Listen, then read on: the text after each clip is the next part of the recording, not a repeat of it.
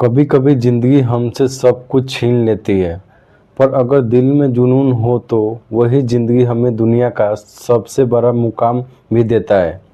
एक छोटे से गांव का लड़का जो रेलवे स्टेशन पर चाय बेचता था, वही लड़का एक दिन इस देश का प्रधानमंत्री बनेगा, कौन जानता था। जी हाँ, हम बात कर रहे हैं नरेंद्र मोदी की। 17 सितंबर 1950 गुजरात के वडनगर एक बहुत ही साधारण घर में उनका जन्म हुआ। पिता रेलवे स्टेशन पे चाय बेचते थे और छोटा नरेंद्र मोदी साहब अपने पिता के साथ चाय चाय के गिलास उठाकर स्टेशन जाता था। धूल मिट्टी और संघर्ष के बीच बच्चे के आंख में एक प्रक्रिया थी। 17 सितंबर 1950 गुजरात के वडनगर में एक बहुत ही साधारण घर जहां जीवन आसान नहीं था। पिता रेलवे स्टेशन पे चाय बेचते थे और छोटा नरेंद्र हर सुबह अपने पिता के साथ चाय के गिलास उठाकर स्टेशन जाता था। धूल धूप और संघर्ष के बीच इस बच्चे के आंखों में एक सपना पाल रखा था, कुछ बनना है, कुछ करना है। स्कूल में वो हमेशा सबसे अलग थे, शांत और गहरी सोच, देशभक्ति के गीतों में खो जाते, नाटकों में मंच पर चमकता। उसे पढ़ाई से ज़्यादा दिलचस्पी थी अपने देश की सेवा करने में, लोगों की तकलीफ समझने में और सेवा।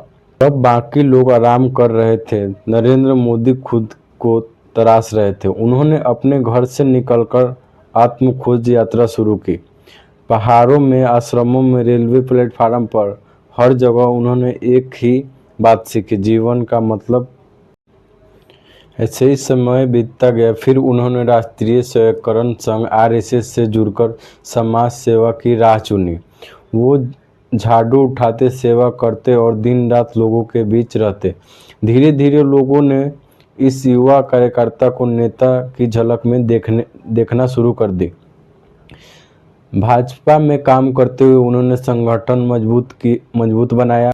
हर कदम पर मेहनत और शब्द और विश्वास। 2001 में उन्होंने गुजरात के मुख्यमंत्री बनाया गया।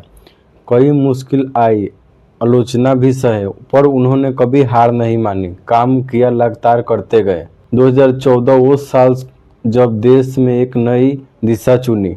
नरेंद्र मोदी एक चाय बेचने वाला लड़का अब भारत का प्रधानमंत्री बनने जा रहा था।